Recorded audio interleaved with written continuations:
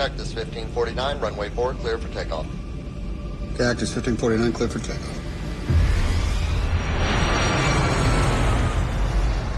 I'll never get over how beautiful it is up here. Life's easier in the air.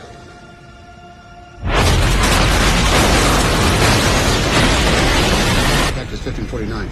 Lost thrust on both engines. We are turning back towards LaGuardia. I have an emergency.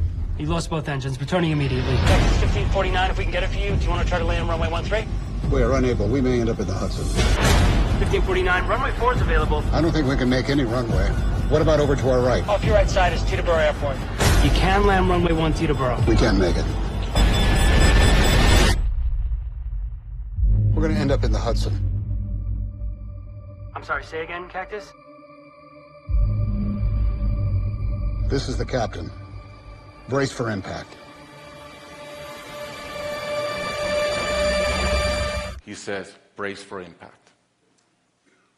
I didn't have to talk to the flight attendant anymore. I could see in her eyes, it was terror. Life was over. And I want to share with you 3 things I learned about myself that day. I learned that it all changes in an instant. We have this bucket list, we have these things we want to do in life. And I thought about all the people I wanted to reach out that I didn't. All the fences I wanted to mend. All the experiences I wanted to have and I never did. As I thought about that, later on I came up with a saying, which is, I collect bad wines. Because if the wine is ready and the person is there, I'm opening it. I no longer want to postpone anything in life. And that urgency, that purpose has really changed my life. The second thing I learned that day, and this is as we clear the George Washington Bridge, which was by not a lot. I thought about, wow, I really feel one real regret. I've lived a good life. In my own humanity and mistakes, I've tried to get better at everything I've tried. But in my humanity, I also allow my ego to get in. And I regretted the time I wasted in things that did not matter with people that matter.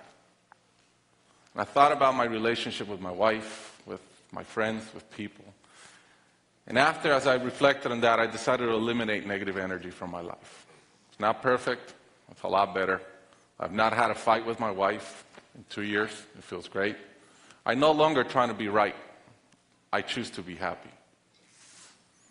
The third thing I learned, and this is as your mental clock starts going 15, 14, 13, you can see the water coming. I'm saying, please blow up. Right? I don't want this thing to break in 20 pieces like you've seen in those documentaries. And as we're coming down, I had a sense of, wow, dying is not scary. It's almost like we've been preparing for it our whole lives. But it was very sad. I didn't want to go. I love my life. And that sadness really framed in one thought, which is, I only wish for one thing. I only wish I could see my kids grow up.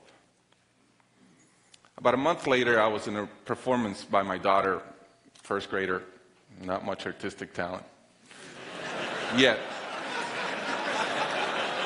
And I'm bawling, I'm crying like a little kid. And it made all the sense in the world to me. I realized at that point, by connecting those 2 dots, that the only thing that matters in my life is being a great dad. Above all, the only goal I have in life is to be a good dad.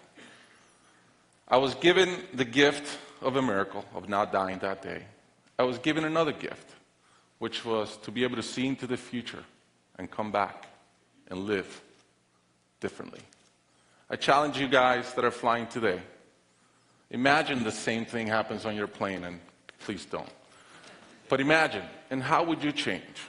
What would you get done that you're waiting to get done because you think you'll be here forever? How would you change your relationships and the negative energy in them? And more than anything, are you being the best parent you can? Thank you.